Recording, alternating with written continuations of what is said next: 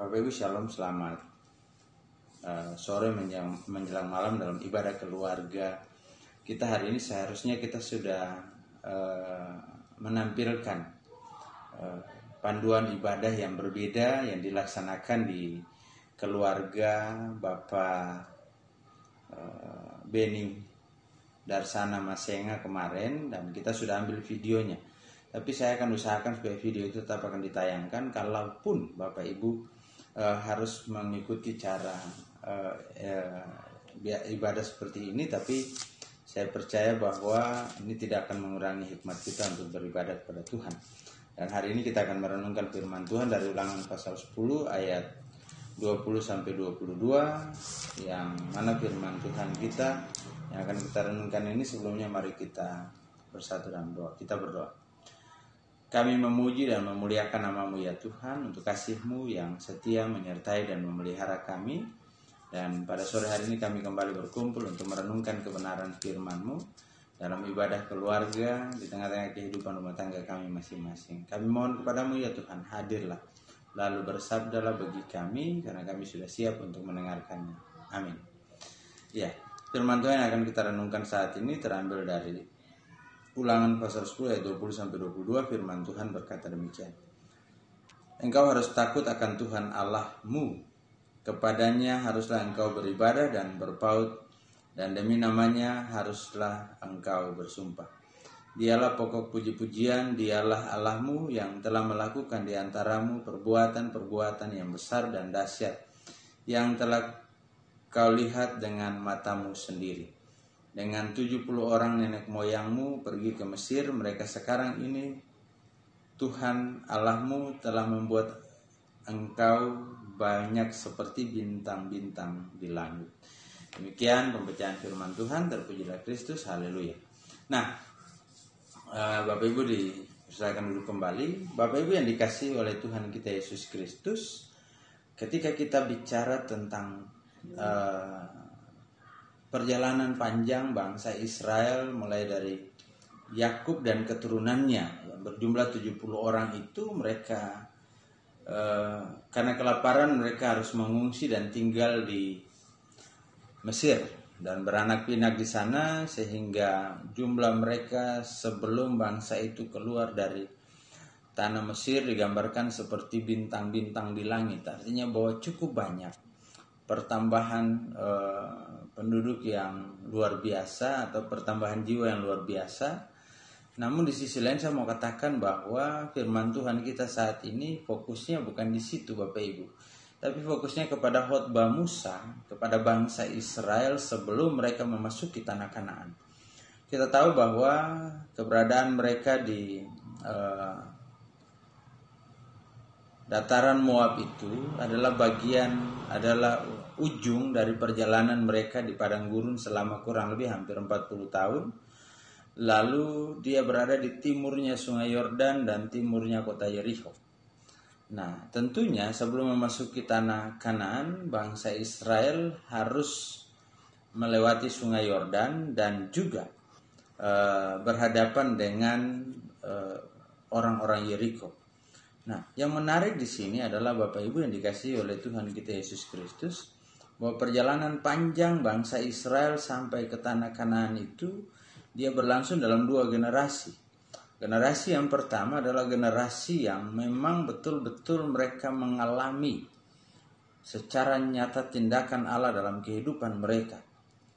Mereka dibawa keluar dari tanah Mesir, bahkan dalam pergumulan mereka di padang gurun itu Allah menghukum mereka ketika mereka menyembah anak lembu jantan yang terbuat dari emas pada saat Musa lagi berhadapan dengan Allah di puncak gunung Horeb. Nah, yang menarik adalah bahwa pada saat itulah Musa menunjukkan murka Allah di hadapan mereka dan melemparkan 2 loh batu yang berisi hukum Tuhan yang akan diberlakukan bagi umat Allah. Nah, perjalanan mereka yang mereka lalui sampai di Moab ini, di dataran Moab ini, mereka sudah memasuki generasi kedua. Sudah ada pergeseran. Generasi pertama sudah sebagian besar sudah meninggal atau sudah mati dalam perjalanan itu. Lalu hanya 2 orang yang diizinkan, yaitu Yosua dan Kaleb.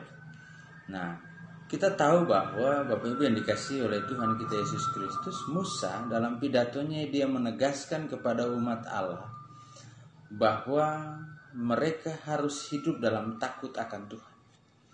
Takut akan Tuhan bukan takut kepada murka Tuhan. Takut akan Tuhan adalah bagaimana mereka tunduk dan taat melakukan apa yang Tuhan ingin mereka lakukan dalam kehidupan mereka.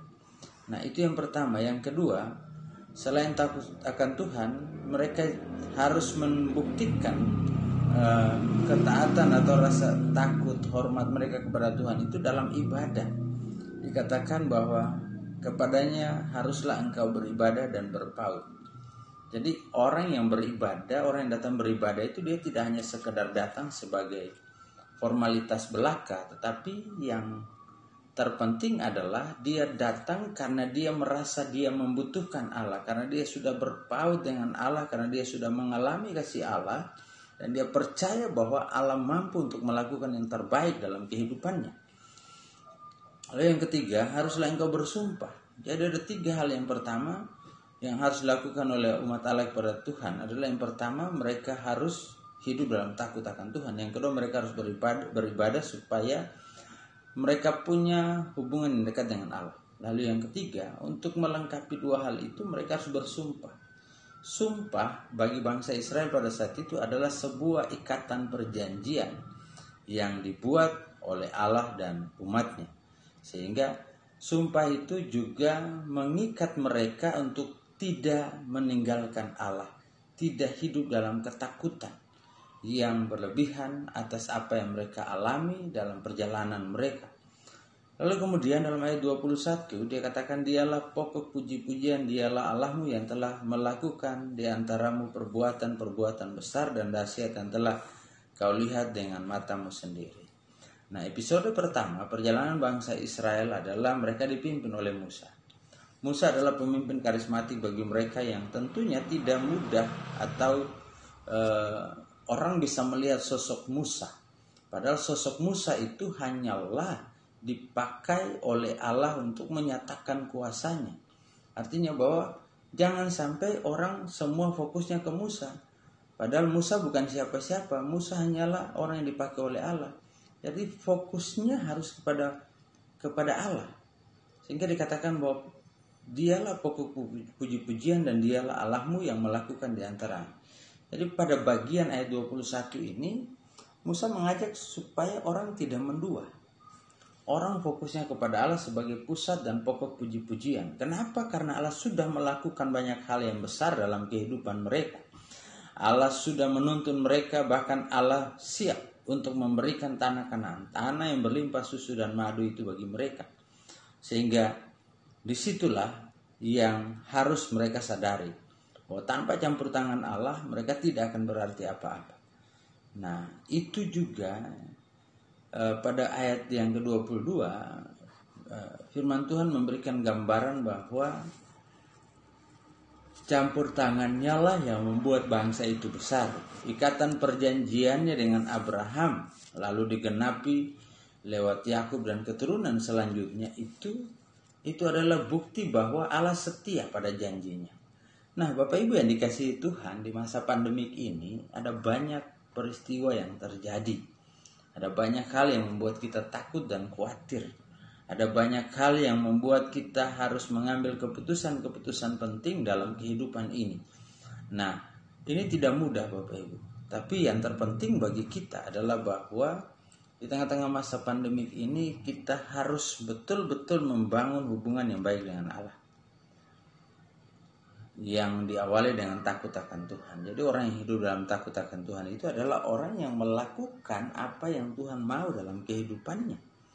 Lalu yang kedua, bahwa jangan sampai pada akhirnya iman dan percaya kita sebagai umat Allah itu tergeser hanya karena sesuatu yang terjadi di sekitar kita, hanya karena ketakutan kita dan kekhawatiran kita. Nah, lewat firman Tuhan ini saya mau menyampaikan kepada kita semua bahwa sebagai orang percaya kita harus hidup dalam takut akan Tuhan. Hidup dalam takut akan Tuhan memastikan langkah kita bersama-sama dengan Tuhan. Dan dalam kepastian langkah itulah kita melihat bahwa bagaimana pekerjaan Allah dalam kehidupan kita. Jemaat ini sudah begitu luar biasa dipelihara oleh Allah, diberkati dan diberikan kekuatan dan kesehatan sehingga kita tetap bisa menjalani kehidupannya. Nah, Bapak Ibu yang dikasihi Tuhan, untuk itu sebagai orang percaya marilah yang terpenting adalah kita hidup dalam takut akan Tuhan. Yang kedua, beribadahlah dan berpautlah. Jadi ibadah yang kita jalani saat ini baik di rumah, dan setelah 2 minggu ini kita sudah mulai membuka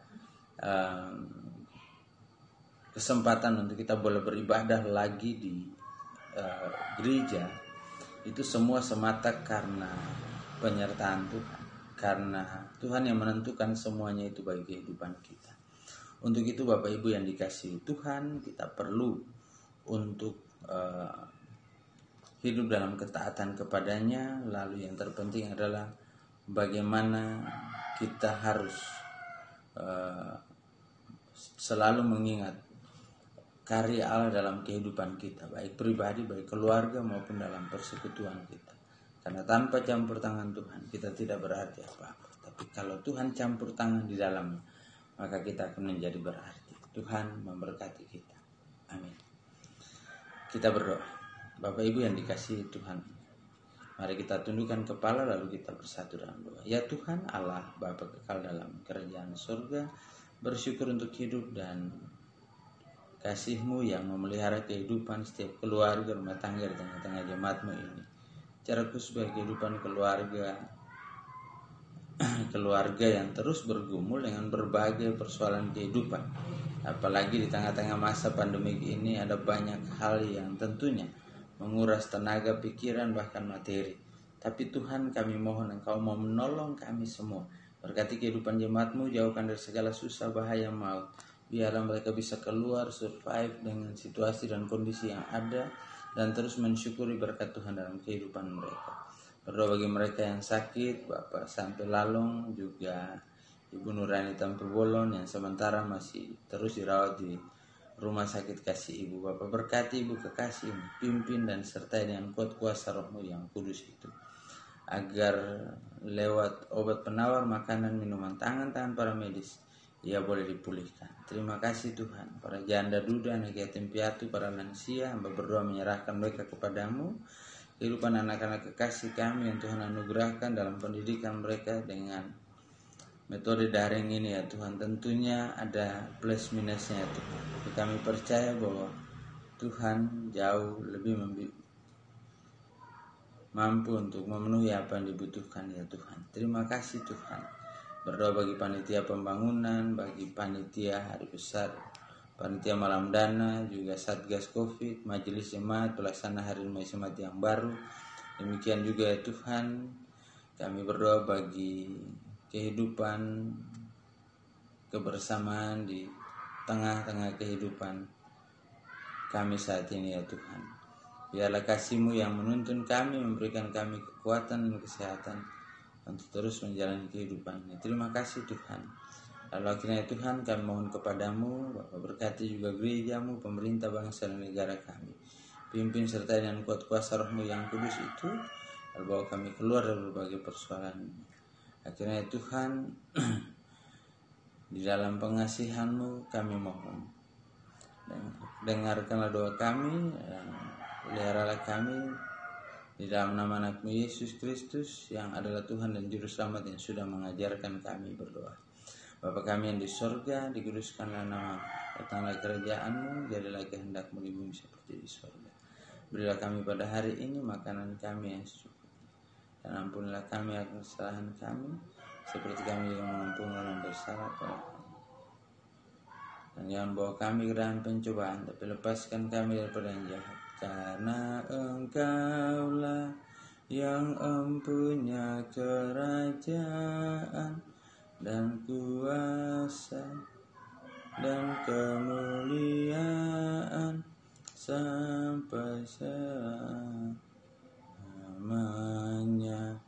Amin. Mari arahkan hati dan pikiran kepada Tuhan serta terimalah berkat-Nya. Anugerah Tuhan kita Yesus Kristus dan kasih Allah serta persekutuan dengan Roh Kudus tinggal menyertai, memelihara, memberkati kehidupan saudara sekalian mulai dari malam hari ini hingga besok hari dalam kasih dan penyertaan Tuhan. Amin.